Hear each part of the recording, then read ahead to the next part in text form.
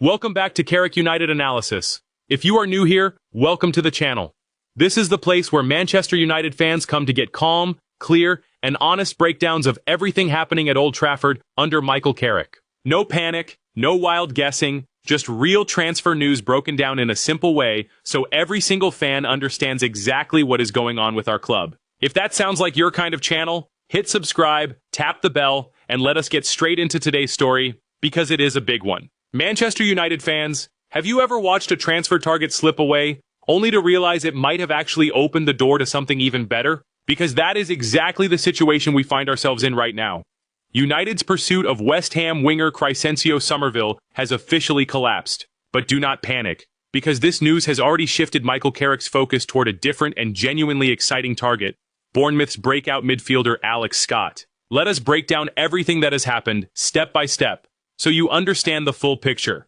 What actually happened with the Somerville deal? Let us start with the basic facts, because this story moved incredibly fast, and it is worth understanding exactly how it unfolded. Manchester United had been heavily linked with a move for Crescencio Somerville, the talented Dutch winger who impressed for West Ham last season, and then went on to catch the eye at the World Cup for the Netherlands. United's interest was reportedly in the region of £30 million, a fee that seemed realistic given West Ham's relegation and their need to raise funds this summer. But then, out of nowhere, Saudi Pro League giants Al Hilal entered the picture with a proposal that completely changed the entire situation. Al Hilal agreed a deal worth £68 million, roughly 80 million euros, a figure that dwarfed anything United or any other European club were offering. West Ham accepted the bid almost immediately.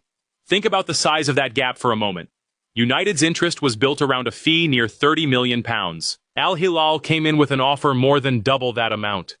There was simply no realistic way for United, or for any of the other European clubs interested, to compete with spending power on that scale. Somerville has now agreed personal terms with Al Hilal and is scheduled to undergo his medical before the move to Saudi Arabia is finalized. Once that happens, United's interest in the winger is effectively dead. Why did this deal collapse so suddenly? Let us dig a little deeper into why this transfer fell apart so quickly, because understanding the reasons helps put the whole situation into perspective. The first and most obvious reason is simply financial firepower. Saudi Pro League clubs, backed by enormous financial resources, have shown time and time again over recent years that they can outspend almost any European club when they decide to pursue a specific target.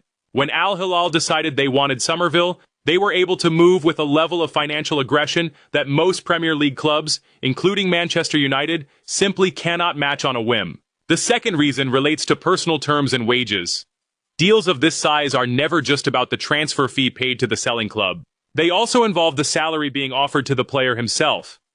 Saudi clubs are known for offering extremely lucrative personal contracts, often significantly higher than what a player would earn even at one of the biggest clubs in Europe. That kind of financial security, guaranteed over a long-term deal, can be incredibly difficult for any player to turn down, especially one moving on from a relegated club. The third factor is simply timing and urgency. Al Hilal moved decisively and quickly once they identified Somerville as a target, submitting a proposal that West Ham could not realistically refuse. Once that kind of gap opens up between a competing bid and everyone else's interest, a deal like this can be agreed and finalized in a matter of days rather than dragging on for weeks. Put all of these factors together, and it becomes clear why this deal collapsed for United so suddenly and so decisively. Should United fans be disappointed about missing out on Somerville? Now here is an interesting question worth thinking about. Should we as United fans actually feel disappointed about missing out on this particular winger? There is no doubt Somerville is a talented player. He had a good individual campaign at West Ham despite their struggles, and he built on that with a strong showing for the Netherlands at the World Cup. Losing out on any talented young player to a rival bid is never something to celebrate outright.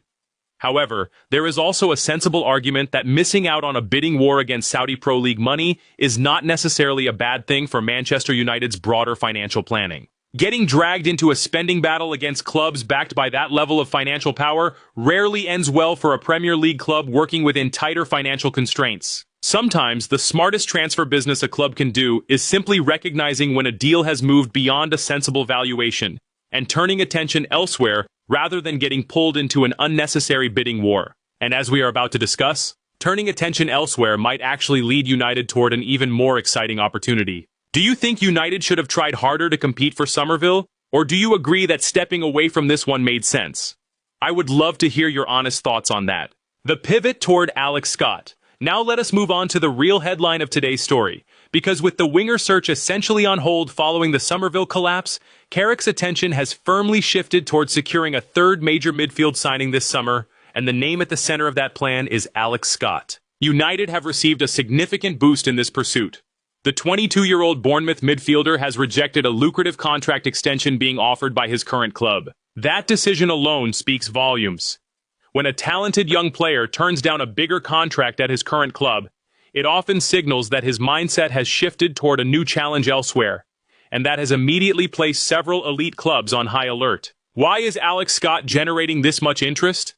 Let us talk about the player himself, because his rise over the past year has been genuinely impressive. Understanding Alex Scott's rise at Bournemouth, Scott has developed into one of the most exciting young midfield talents in the entire Premier League. Playing under Bournemouth's progressive coaching setup, he has shown real quality in possession, strong game intelligence, and the kind of energetic box-to-box style that top-level managers love to build their midfield around. What makes his situation even more interesting is the context around Bournemouth as a club right now. They have enjoyed real success recently, success significant enough to help them qualify for European football, which only adds further weight to the argument that Scott has been developing inside a genuinely progressive footballing environment, rather than simply being an isolated talent playing above his surroundings. For a club like Manchester United, searching for genuine long-term additions to the midfield, a player with this profile, young, technically gifted, already proven at the top level of English football, and clearly trusted enough by a well-run club to play a major role in their rise,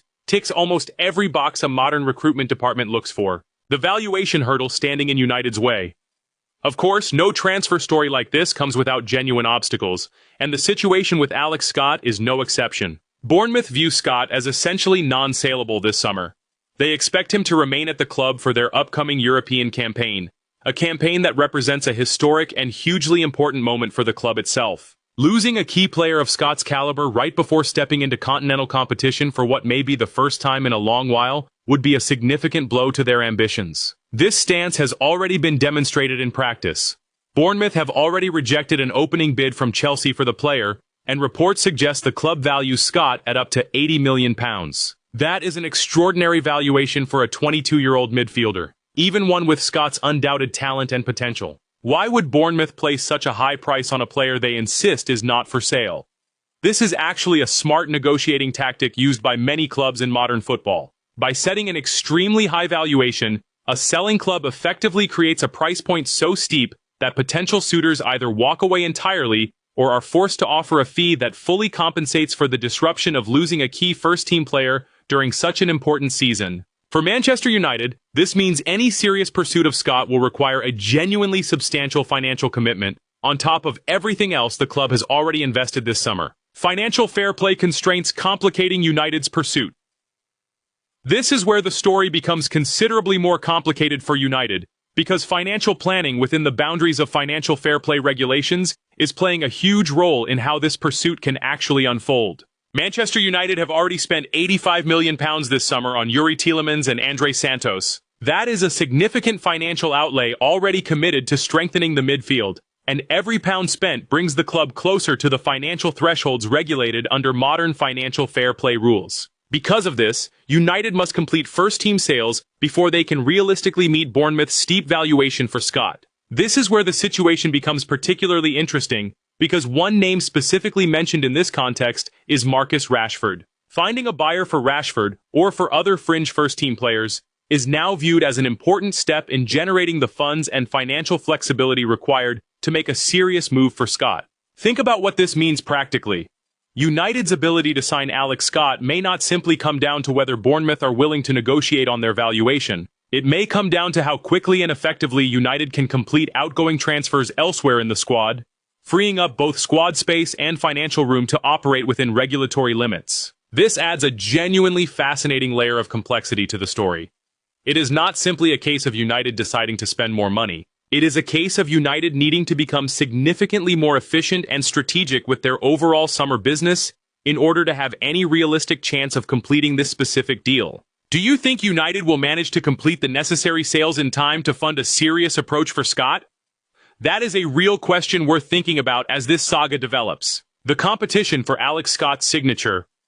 As if the financial complications were not enough, United also face serious competition from elsewhere in this pursuit. Both Arsenal and Chelsea are reportedly monitoring Scott's situation closely, creating a genuinely competitive race for his signature that will likely continue building right up until the September transfer deadline. Chelsea have already shown their hand by submitting an opening bid, which Bournemouth swiftly rejected. That tells us Chelsea are genuinely serious about this pursuit, not simply gathering information from a distance. Arsenal's continued monitoring of the situation adds another major Premier League rival into the mix, a club with the financial strength and recruitment ambition to make this a genuinely three-way, or potentially four-way, battle for one of the most exciting young midfielders in English football. This kind of competition changes the entire dynamic of a transfer pursuit.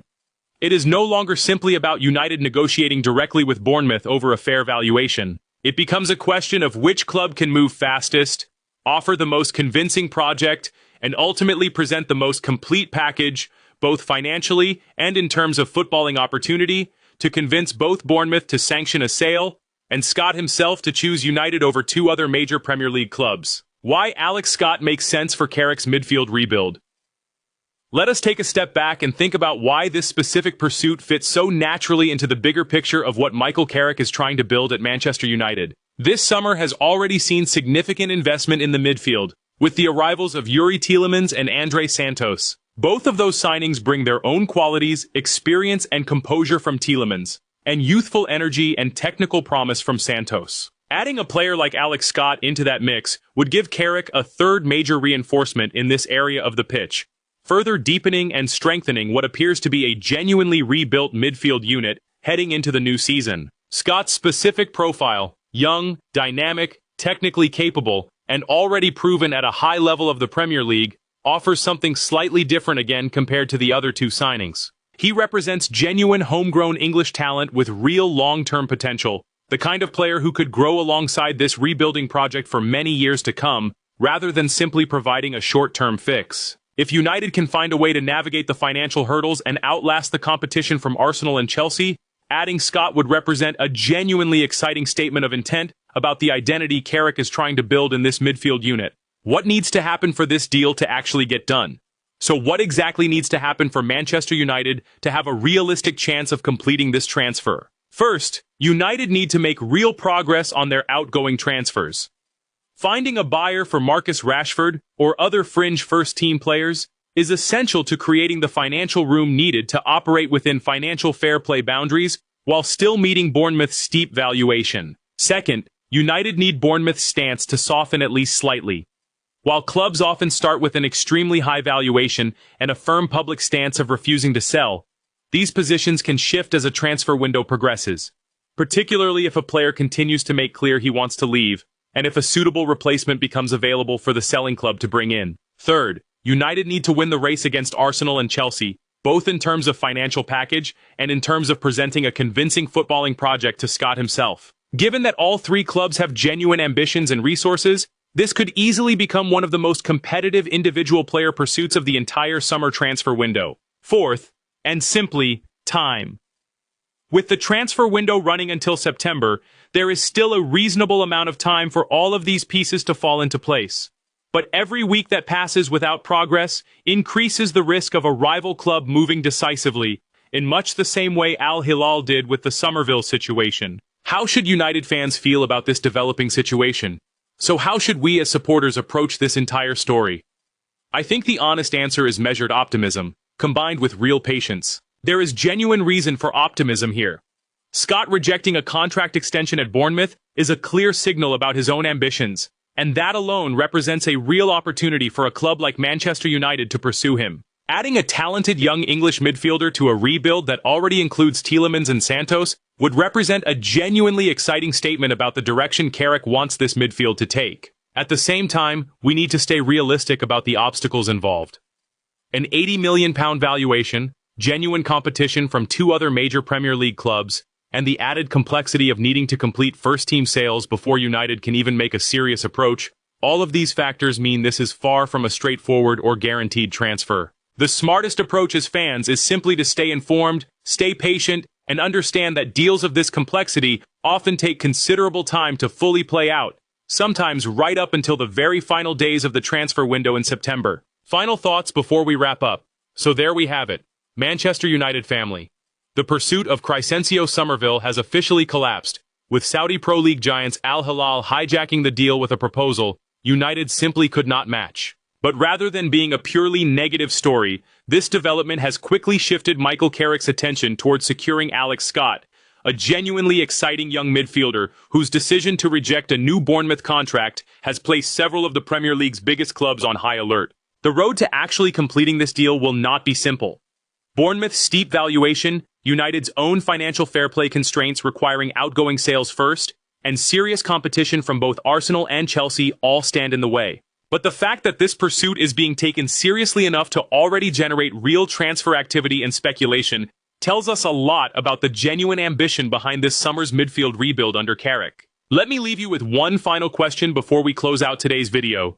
Given everything we now know about the financial hurdles and the competition involved, do you believe Manchester United can actually get this Alex Scott deal over the line before the September deadline? Drop your honest thoughts down in the comments below. I read every single one, and I always love hearing the different perspectives from this passionate community. Thank you so much for watching today. If this breakdown helped you understand the full picture behind this fast-moving transfer story, do me a favor and hit that subscribe button, tap the notification bell, and share this video with a fellow United fan who needs to hear this news. This channel only continues to grow because of supporters exactly like you, and every single one of you watching is part of what makes Carrick United Analysis a trusted home for honest, reliable Manchester United coverage. Until the next video, stay patient, stay hopeful, and keep believing in this rebuild. Come on, United.